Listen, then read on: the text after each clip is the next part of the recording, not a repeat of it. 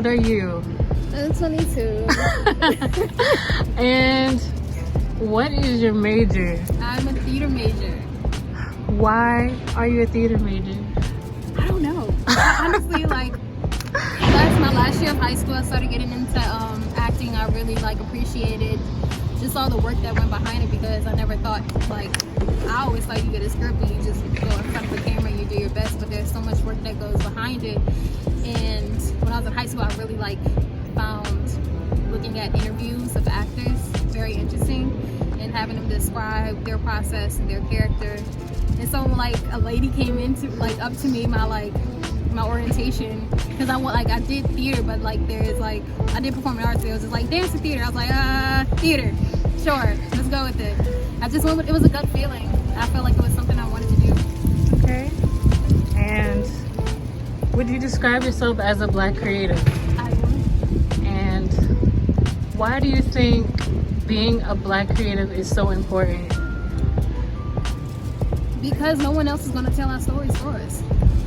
We're the only person that can do it. We're the only people that can do it correctly. I think a lot of the time we don't get stories that actually portray real life of Black people.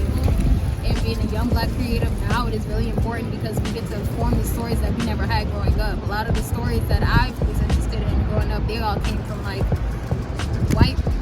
writers and white actresses, because that's just, it was what I had, and nothing's wrong with it. I would have liked to see me represented in all of things, but I've only ever seen myself represented as a slave or the help, or some ghetto trick. It was never anything positive. I never get to be a leading lady, or I never get to be running in a field of daisies. What would you tell people that want to be in entertainment or theater or film but are too scared to pursue it? You get one life, that's what I tell you. And it makes no sense doing it, spending it, doing something you have no interest in, you have no drive, nothing drives you to get up in the morning.